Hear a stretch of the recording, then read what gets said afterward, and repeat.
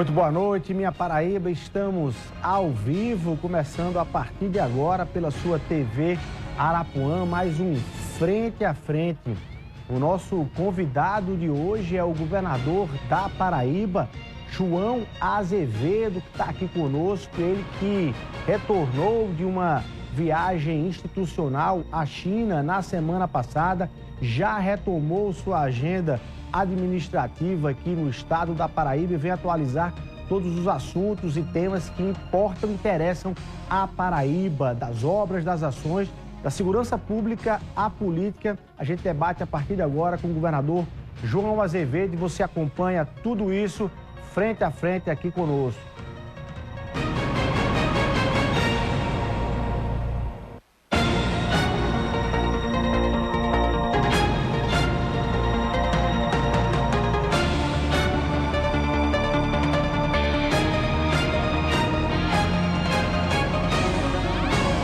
Governador João Azevedo, muito boa noite, seja muito bem-vindo aqui ao Frente a Frente, primeira entrevista do ano aqui no Frente a Frente, viu? Boa noite.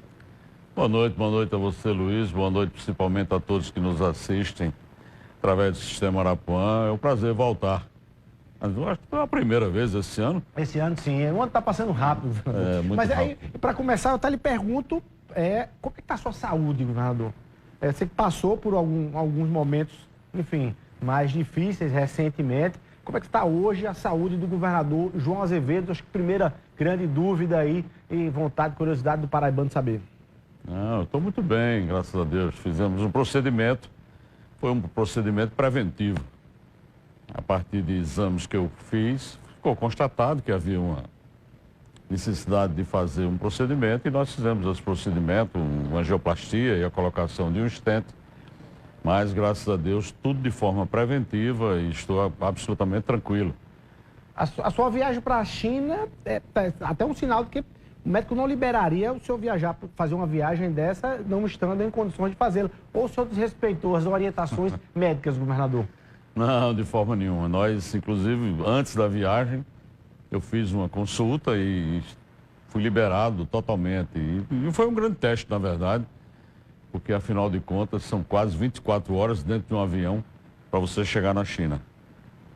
E, logicamente, tudo transcorreu dentro da normalidade e sem nenhum problema, claro. Bom, no momento que o senhor fez os exames e fez ali algumas intervenções, a oposição não lhe deixou em paz nem nesse momento, especialmente o deputado Valber Virgulino, que ficou ali dizendo, olha, o governador furou fila, depois saiu o assunto de ter furado fila ali no Hospital Metropolitano, para dizer que o senhor usou equipe vindo de fora, equipamento de tal. Como é que o senhor, ao longo desse tempo, viu isso, hein, governador? É difícil você tentar analisar. Eu confesso que eu não dou muita atenção nem ouvidos a quem não quer fazer uma disputa política num nível adequado. Ou seja, você trabalhar permanentemente com fake news, com mentiras, com invenções, isso não merece resposta. E eu não tenho essa preocupação.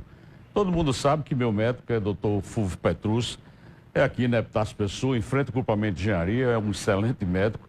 Foi quem fez o procedimento aqui. A equipe foi toda, era toda do Hospital Metropolitano. E eu fiz exatamente no Hospital Metropolitano, primeiro por confiar na equipe que ali se encontra. Segundo, porque o hospital é dotado de toda a infraestrutura necessária para fazer um procedimento desse que não era nada tão grave. Logicamente que eu fui aconselhado por algumas pessoas para ir para São Paulo para fazer o procedimento no outro canto. Mas eu entendi claramente de que o procedimento poderia ser feito e como foi realizado no hospital aqui no Metropolitano, que sem sombra de dúvida é um dos melhores hospitais do Nordeste. Hoje, com a infraestrutura montada, com os equipamentos que tem, com a equipe técnica que tem, você poderia realizar qualquer procedimento. E eu não tive dúvida nenhuma com relação a isso. Eu tenho um plano de saúde até. Poderia ter feito com relação ao plano de saúde. Mas eu preferi, e isso não foi nada pensado, caso pensado, simplesmente na conversa que eu tive com o meu médico, ele disse que a infraestrutura que existe no Metropolitano hoje... Que é para qualquer cidadão paraibano. Lógico, qualquer cidadão que atende. Inclusive, eu não tinha a mínima noção. Depois do procedimento, eu fui para a UTI e fiquei isolado com uma cortina que havia e só me dei conta de onde eu estava exatamente no outro dia, pela manhã, quando eu tive alta, em que eu passei e percebi que eu estava numa UTI com 20, era uma UTI de 20 lugares que tinha 17 pacientes.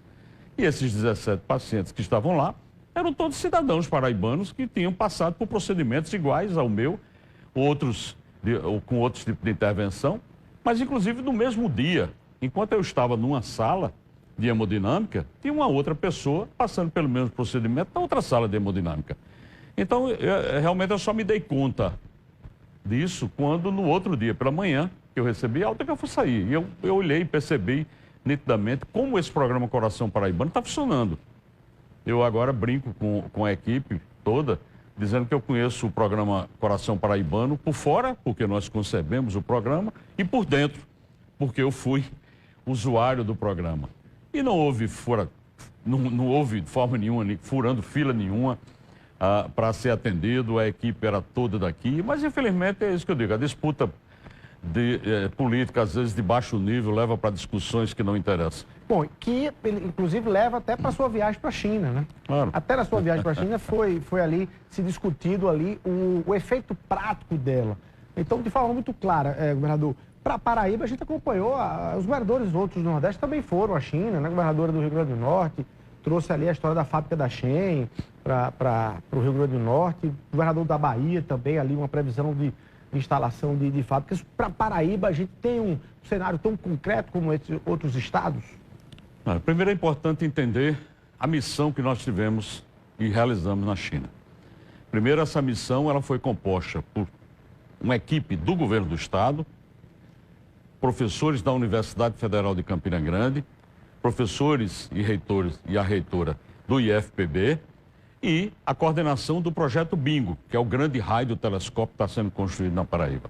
E nós tínhamos várias missões a serem cumpridas na China. A primeira era consolidar o projeto Bingo. Talvez as pessoas não tenham ainda a dimensão desse projeto para Paraíba, mas ele é um projeto gigantesco. Nós estamos construindo na Paraíba, lá na cidade de Aguiar, o maior radiotelescópio da América. Isso fará com que esse ponto se transforme num ponto de atração turística. Por isso que nós fomos à Universidade de Xiaoping, lá em Xangai, conhecer os cientistas que estão junto com os cientistas brasileiros desenvolvendo esse projeto. Fomos visitar o FAST, que é o maior radiotelescópio do mundo, onde eles implantaram o que eles chamam de cidade da astronomia, junto ao pé da montanha, onde está localizado aquele radiotelescópio, uma infraestrutura que é capaz de receber o turista com um hotel 5 estrelas, um centro comercial, um grande planetário e toda uma infraestrutura que recebe 1 milhão de turistas por ano que vão visitar aquele radiotelescópio.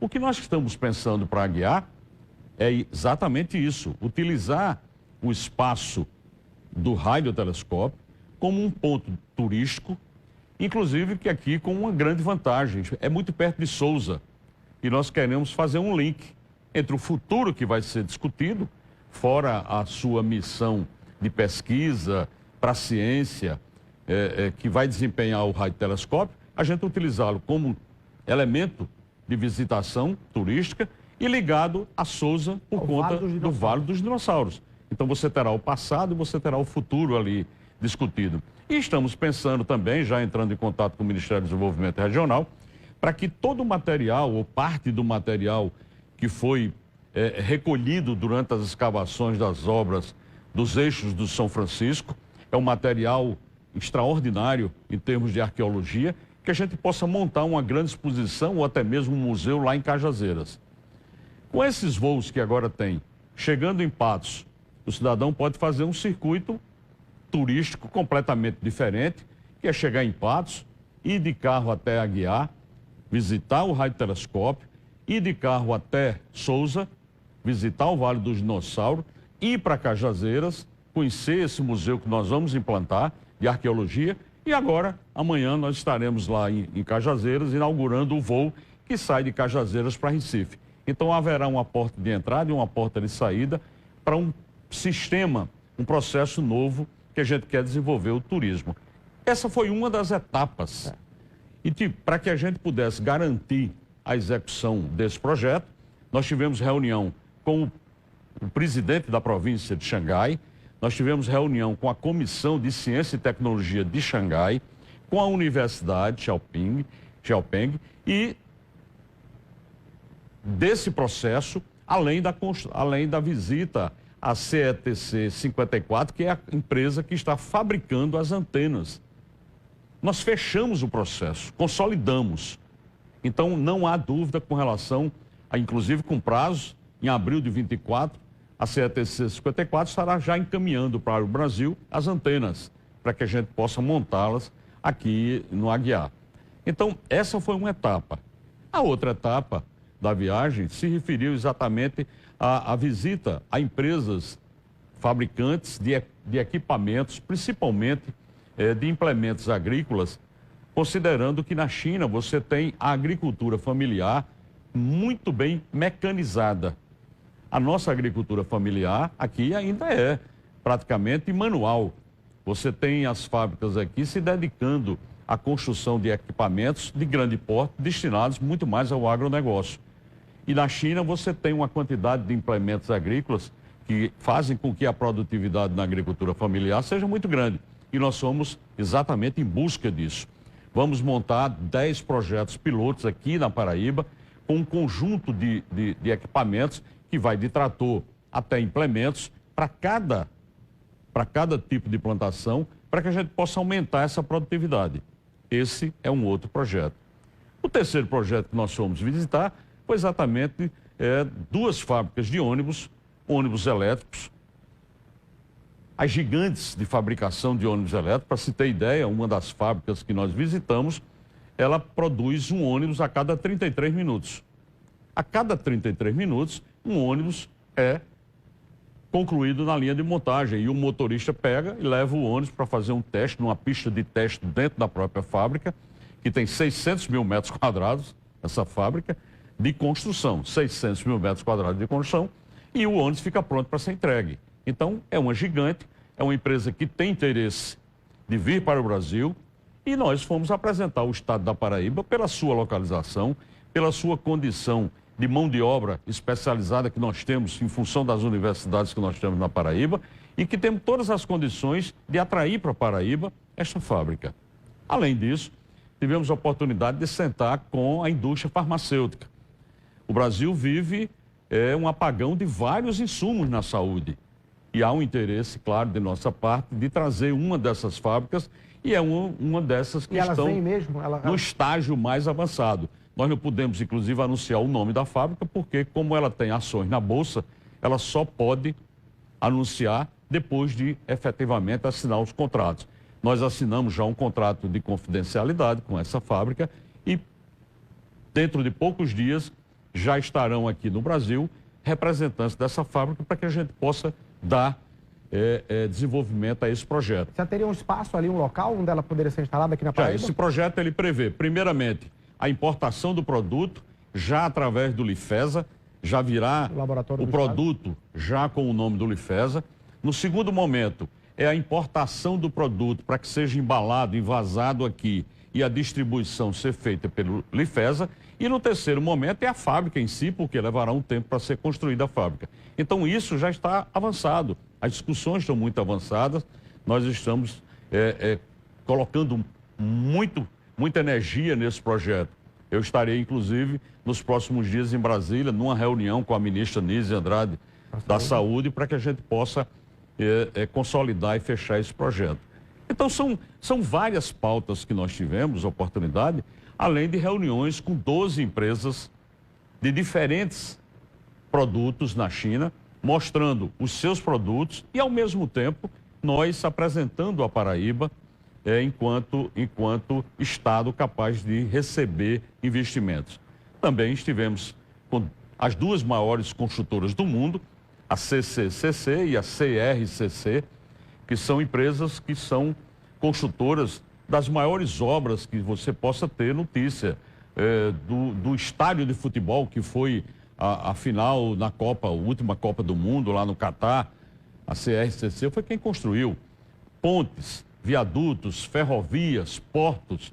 essas indústrias, essa indústria da construção civil, elas têm uma capacidade muito grande e têm interesse de operar no Brasil.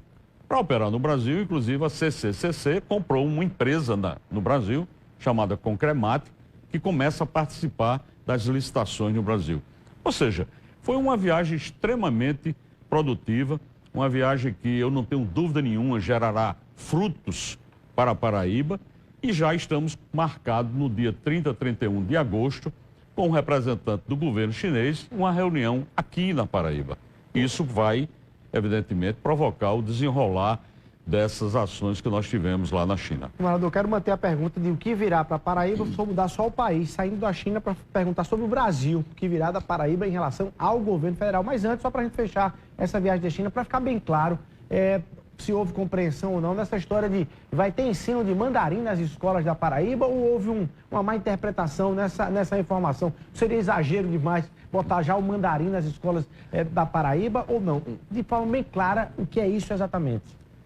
Nessa viagem, surgiu a possibilidade de, tanto pelas universidades, como até pela CCCC, que tem um centro de treinamento técnico, o interesse por parte dessas empresas e da universidade de ter intercâmbio entre alunos e professores. Era uma qualificação específica. Claro, entre alunos e professores. Nós temos o Conexão Mundo, que leva estudantes para países de língua espanhola, de língua inglesa. E nós queremos, evidentemente, também oferecer a possibilidade para quem quiser, para o estudante que quiser, para estudar mandarim e participar desse intercâmbio. É essa possibilidade que nós estamos abrindo. Não que nós vamos colocar isso no currículo da escola, claro que não. Mas a possibilidade, havendo interesse, nós vamos publicar um edital para saber quantos alunos teriam esse interesse e, logicamente, se houver essa possibilidade, nós vamos fazer isso, até porque é um novo mundo que se abre. E nós sabemos do potencial econômico da China para a economia mundial. E, logicamente, que nós temos interesse em manter essa relação. Bom, vamos falar de Brasil, de governo federal, inclusive. Havia uma expectativa muito grande com a mudança do governo Bolsonaro para o governo Lula, que os estados nordestinos, o senhor mesmo fazia esse discurso, essa defesa, teriam um retorno diferenciado. Outros estados nordestinos, basicamente quase todos, têm ministros indicados, ex-governadores indicados ali, ocupando pastas importantes. Não é o caso da Paraíba. E a gente fica se perguntando, está vindo de fato, isso está se concretizando com o retorno à Paraíba ou não, governador? O que é que sinalizaria para a gente dizer que o estado da Paraíba está melhor no governo Lula do que estava no governo Bolsonaro? Não tenho dúvida nenhuma. Primeiro, essas relações institucionais entre o nosso governo e com a presidência da República. E o que era antes é absolutamente diferente. Primeiro, os diversos programas que o governo já lançou que a Paraíba se beneficia. Primeiro, programas como o Opera Paraíba, que serviu de referência para o governo federal implantar um programa que nós já recebemos, inclusive, agora, recursos para custear o Opera Paraíba, que não custeava antes. Não recebia antes? Não recebia. Parece brincadeira, mas o Hospital de Trauma de Campina Grande nunca tinha sido habilitado pelo governo federal. E nós habilitamos o Hospital de Trauma agora. O que é que isso significa? Significa dizer que vem recursos agora para pagar os leitos de UTI, para pagar o custeio de parte, logicamente, não é todo, mas parte desse custeio está vindo para cá. O ministro Wellington Dias esteve aqui lançando programas.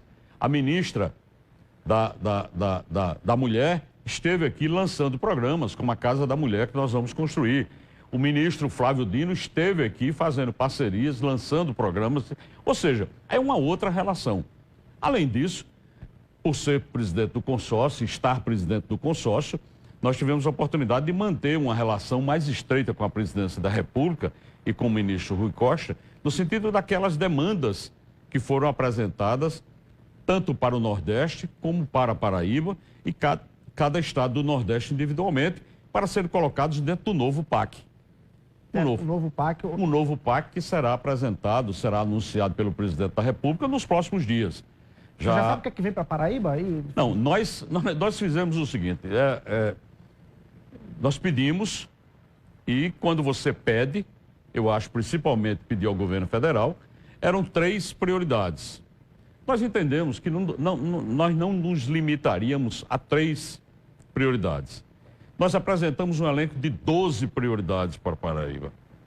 E quando eu falo de 12 prioridades, não são apenas obras que venham recursos para o Estado. Mas, por exemplo, a conclusão da triplicação da rodovia 230 de Intermares até as Três Lagoas. Essa está enterrada, né? Pois é, Tá nós enterrada, colocamos né? como prioridade. Essa eu sei que é uma obra que vai ser executada pelo DENIT. Mas não é isso que me interessa. Eu quero é que essa obra saia. A garantia da duplicação lá de Campina Grande, que sai de Campina Grande até a Farinha. Para Paraíba, interessa que essa obra verdadeiramente tenha os recursos garantidos na sua totalidade, que hoje não tem. Hoje não estão garantidos esses recursos. Nós queremos isso. A duplicação da BR-230 até Cajazeiras, nós colocamos como prioridade dentro desses pleitos que nós apresentamos. Além disso, aí sim, diversas obras de interesse do Estado e com execução do Estado. O Hospital de Trauma do Sertão, a adutora, a quarta adutora de água bruta para Campina Grande, a adutora do Brejo, o Arco Metropolitano, um conjunto de barragens que nós queremos construir. Ou seja, nós apresentamos 12 prioridades ao governo federal. O senhor já tem informado o que será contemplado? O senhor já Não, pode- já no dia, provavelmente até o dia 15 deste mês, o presidente estará reunindo todos os governadores para anunciar cada estado o que é que foi contemplado com recursos do BNDES através de empréstimo, e isso a Paraíba é muito tranquila, porque a Paraíba tem a menor dívida do país, então ele pode contrair empréstimos, ou recursos do Orçamento Geral da União. Governador, o senhor vai estar pronto para, olhando a lista dos contemplados, comparar com a Bahia, com o Ceará, com o Piauí, e dizer assim, olha, a Paraíba está atrás desses estados. Não tenha dúvida. Nós fizemos um pleito de praticamente 3 bilhões de reais de investimentos para a Paraíba em obras federais e obras estaduais.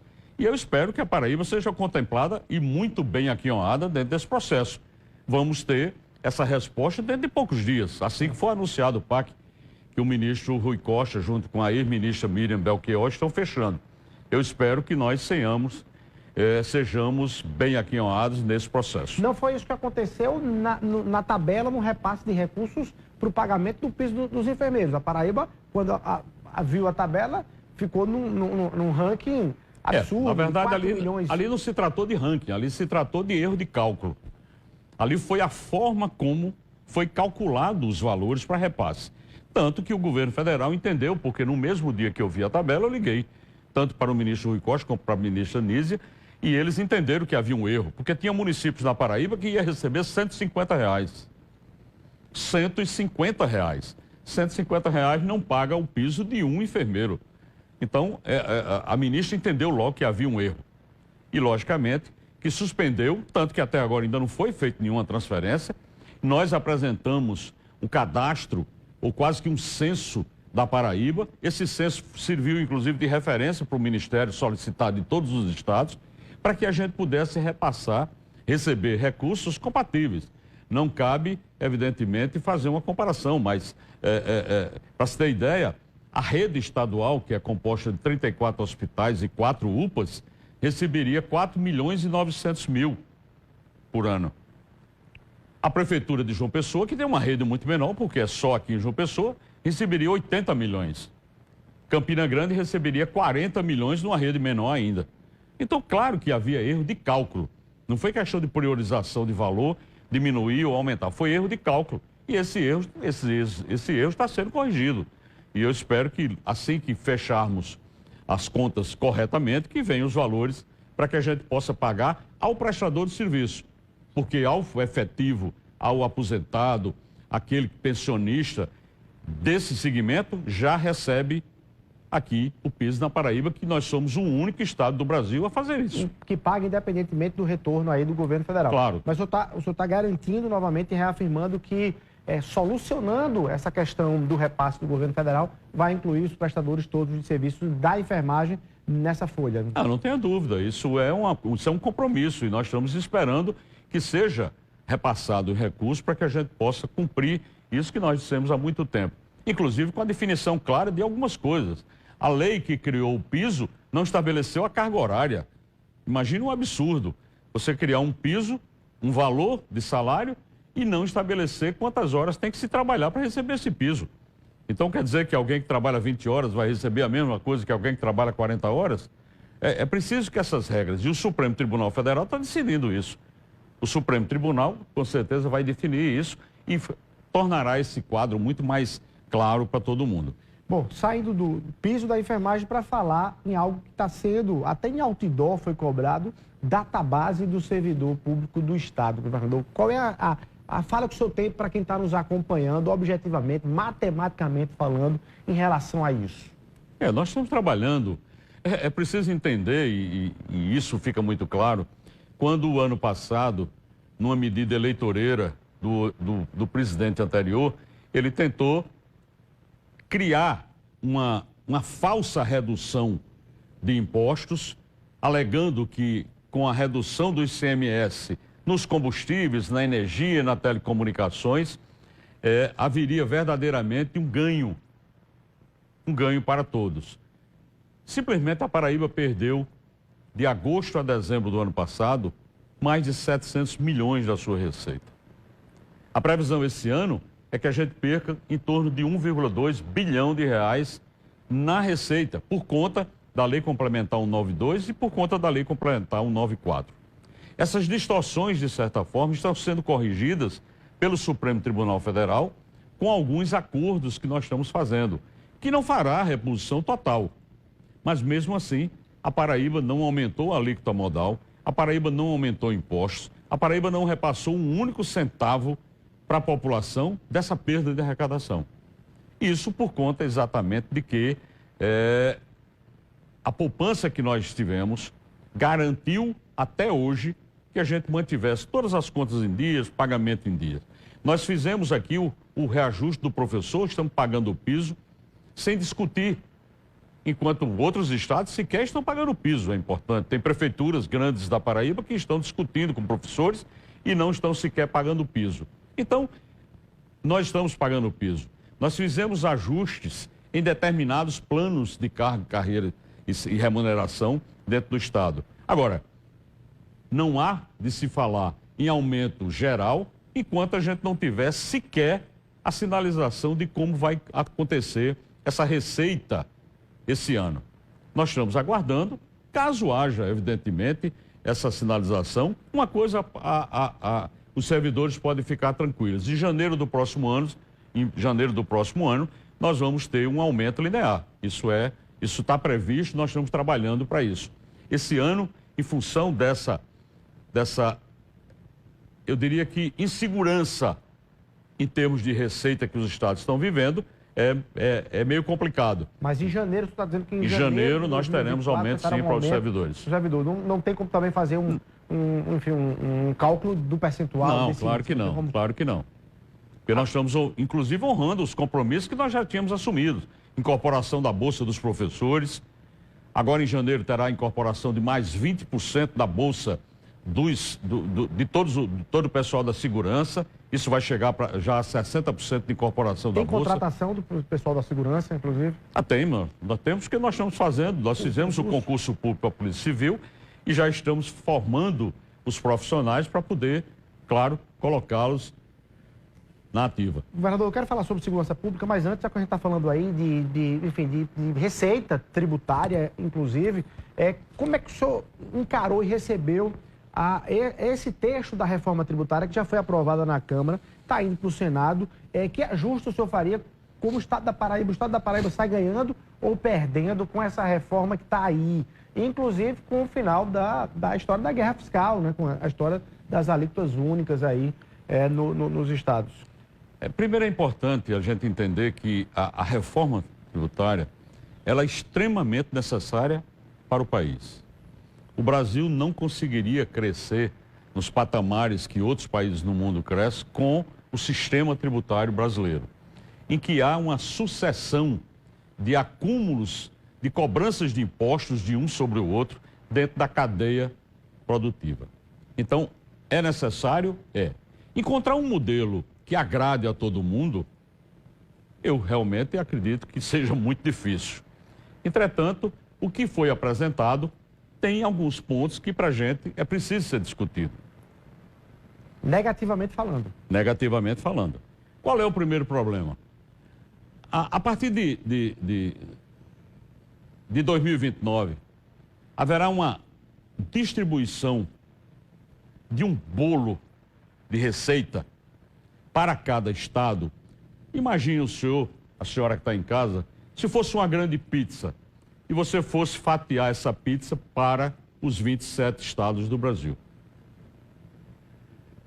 Cada parte dessa pizza, ela vai ser proporcional à média da arrecadação dos estados de 2024 a 2028.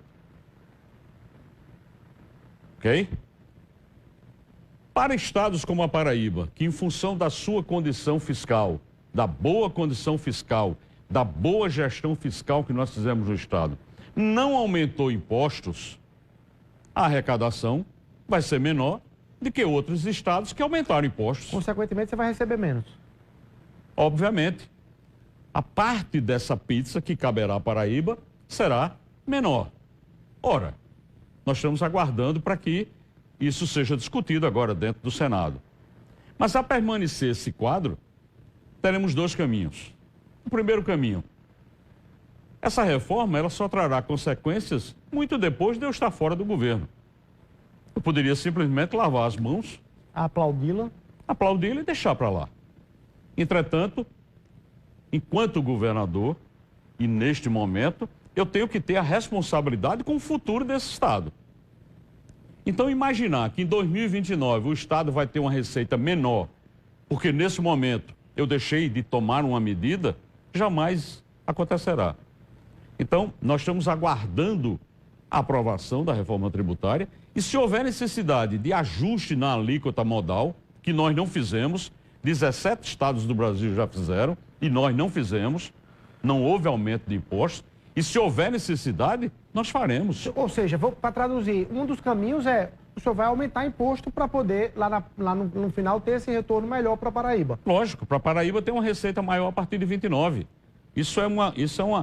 É isso que eu digo, é um dos pontos da reforma que precisa ser discutido. Nós tentamos passar para toda a equipe que trabalhava com a reforma de que essa média deveria ter sido incluído nos anos 2019 para trás, onde você não tinha nenhuma influência da pandemia, não tinha nenhuma influência de transferências extras orçamentárias, nada. Pegaria-se aquela média e levaria-se para utilizar para 29, mas não foi assim. O relatório final não aprovou dessa forma. A outra discussão que precisa ser feita dentro do Senado é a composição do conselho que vai gerir os recursos.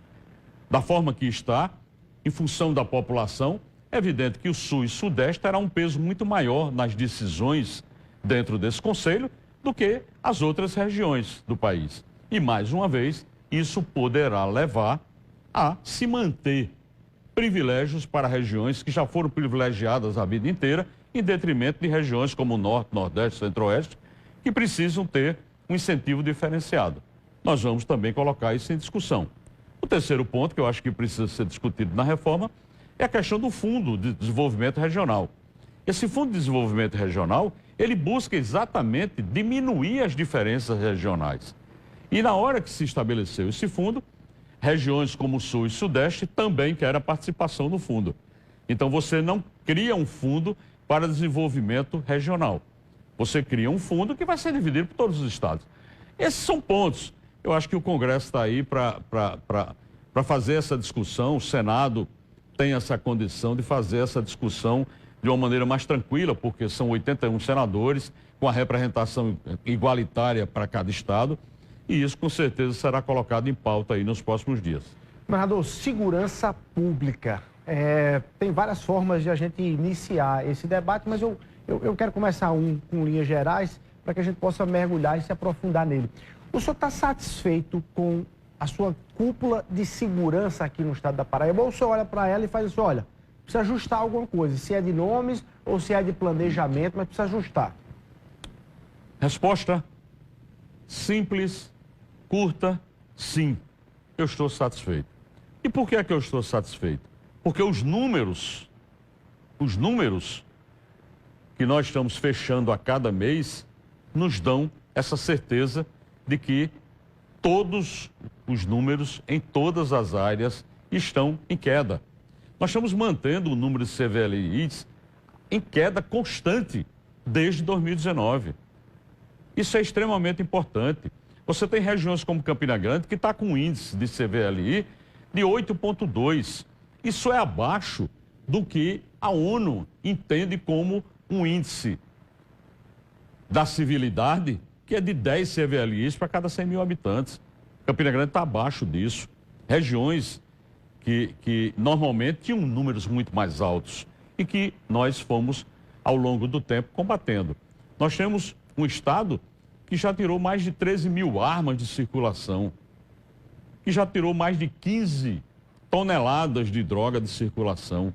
É um estado que tem uma segurança pública que verdadeiramente está dando resposta àquilo que a gente espera e que a sociedade espera. Governador, talvez a quem está nos acompanhando, e para além dos números que o senhor está apontando, possa, diante de alguns episódios de assaltos e ocorrências registradas nos bairros, eu quero ficar em João Pessoa, naturalmente, é onde a gente consegue acompanhar mais em João Pessoa, deve estar dizendo que essa realidade talvez não bata com a realidade do número em geral. Ou seja, pequenas ocorrências ou grandes ocorrências em João Pessoa. Recentemente teve a história do ônibus queimado, enfim, inclusive com vítima.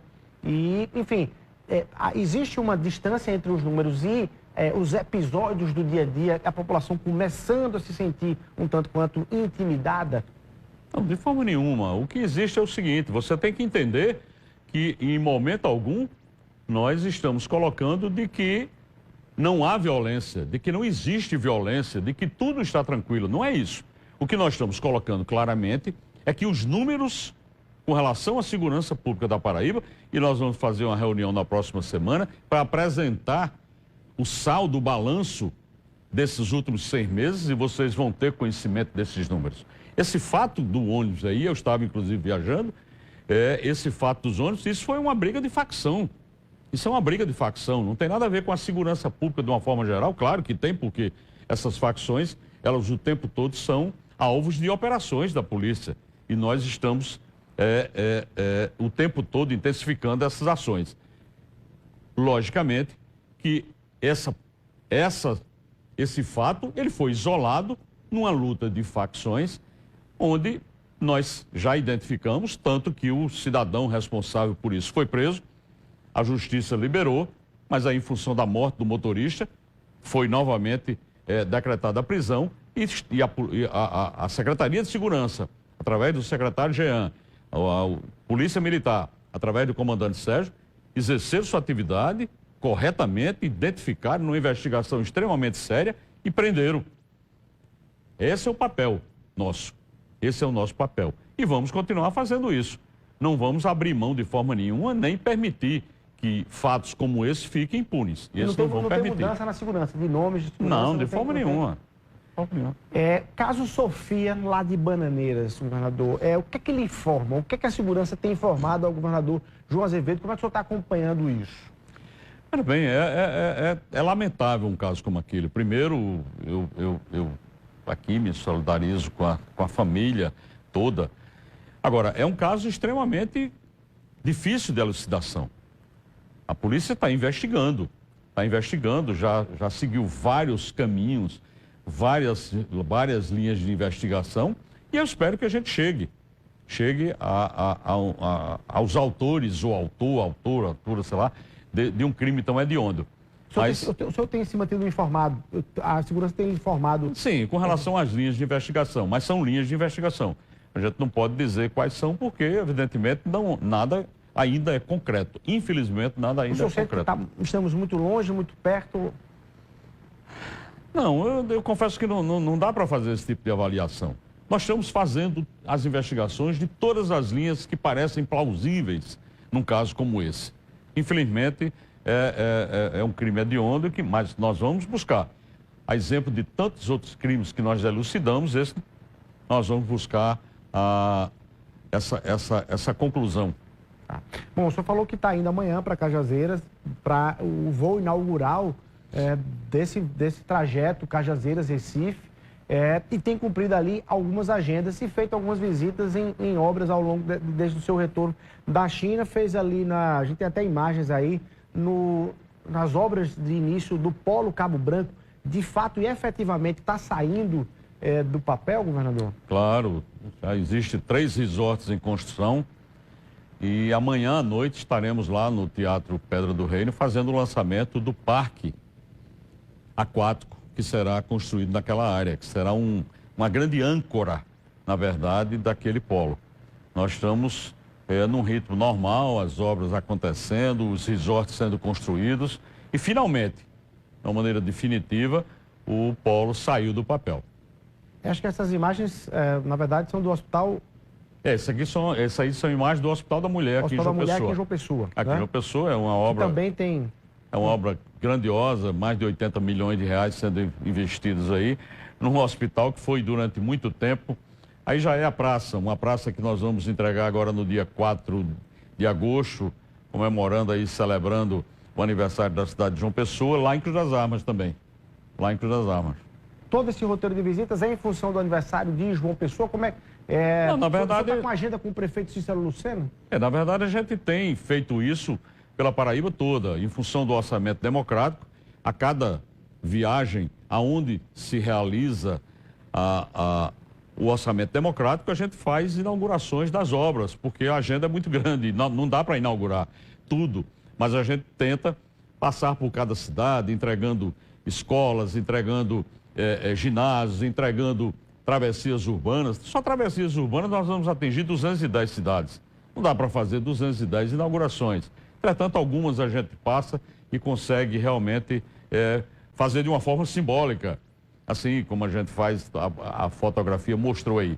Você chega numa cidade e faz aquilo rapidamente. Às vezes inaugura até na própria plenária do orçamento democrático, porque não dá tempo ir na cidade. E o orçamento democrático tem cada vez mais se consolidado. As plenárias têm dado um número de participantes cada vez maior. Aqui em Pedra de Fogo, passamos de 10 mil pessoas numa plenária. Tivemos que colocar um painel, um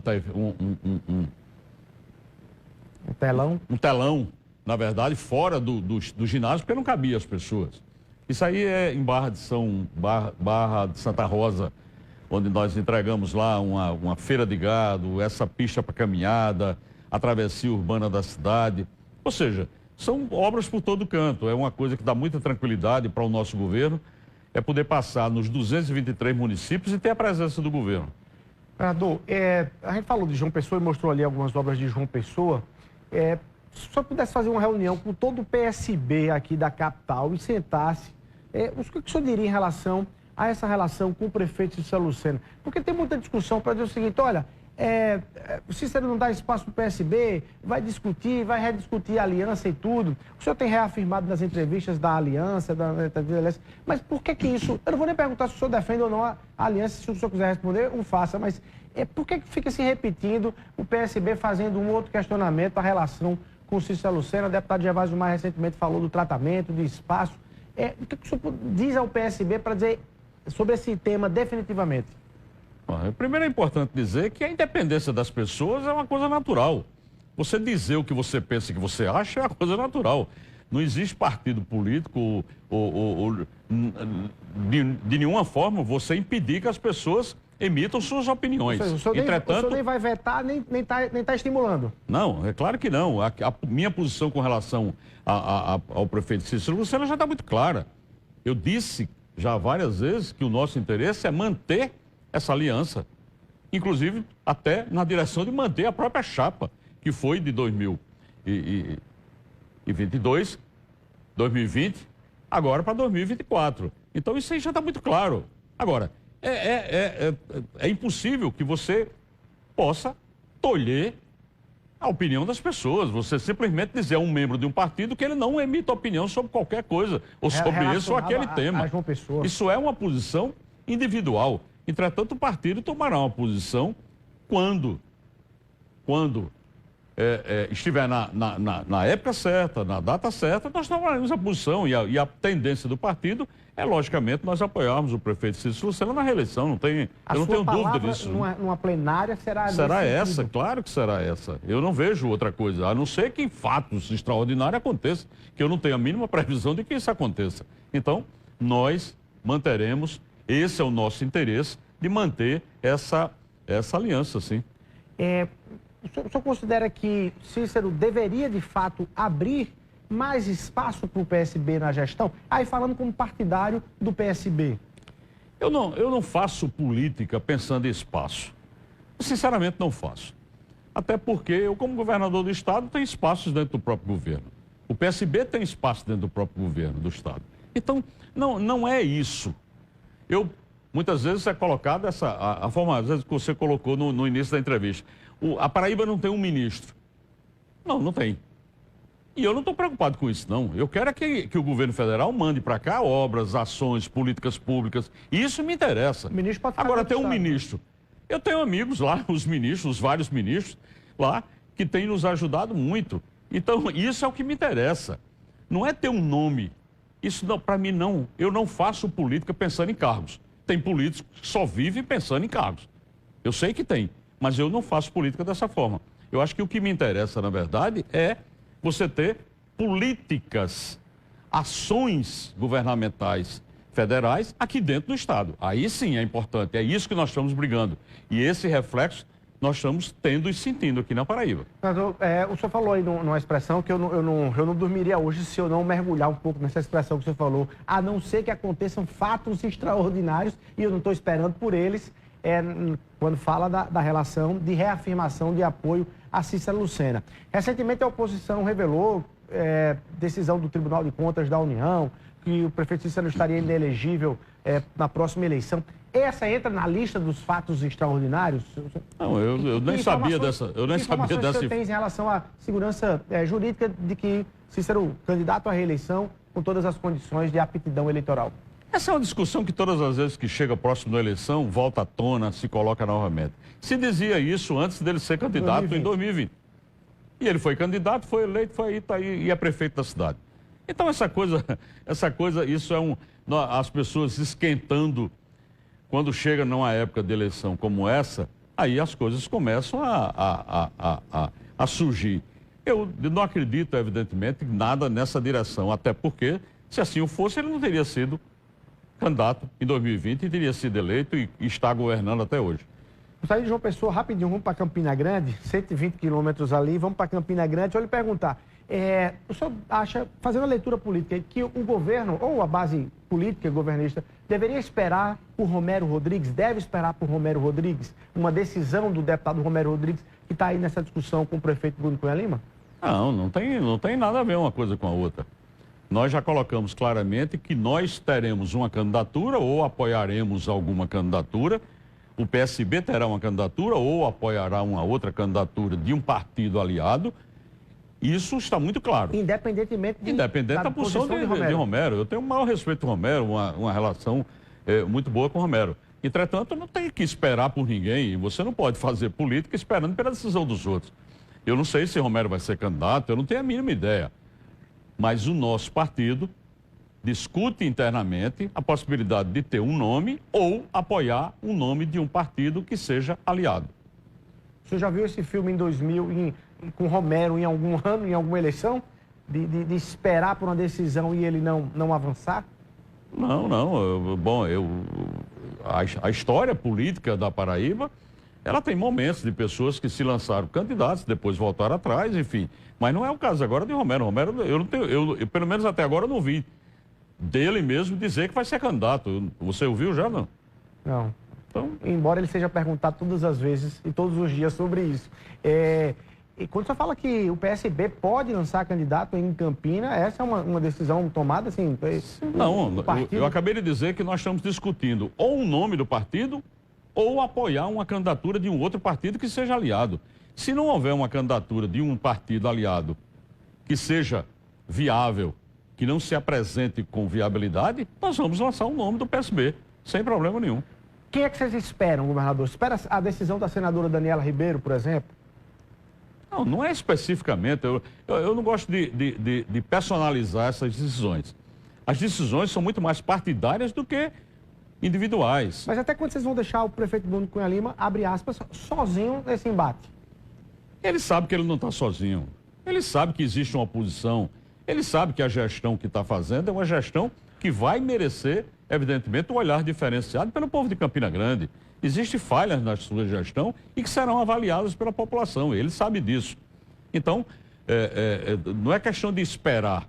Nós vamos, no tempo certo, nós estamos em 2023, as eleições serão em 24. Eu tenho certeza absoluta que quando da virada do ano, esse quadro estará completamente claro e todo mundo saberá para onde vai caminhar. Governador, por uma razão ou outra, que a gente pode até discutir aqui, mas por uma razão ou outra, naturalmente, onde eu chego, em qualquer local que eu chego, e quando se vai debater política aqui na Paraíba, e que se pede ali uma opinião, uma pergunta que é feita, ou uma aposta que é feita o governador João Azevedo vai concluir o seu mandato inteiro ou não, ou deixa em abril para disputar uma vaga de senador da República. Antes de lhe perguntar isso, mais uma vez, eu quero perguntar assim, o senhor já tem essa opinião, essa decisão formada e não revela, por questões de tempo, inclusive, não é tempo para revelá-la, o senhor já tem isso concretizado em si, ou, de fato, o senhor realmente não tem isso concretizado, e por isso que não revela, porque isso é algo que ainda não está bem desenhado. Vamos segurar aí para as pessoas acompanharem, vamos rapidinho para o intervalo comercial, se você quiser ouvir essa e outras respostas do governador, segura um pouquinho aí, 1 minutinho e a gente volta aqui no Frente a Frente.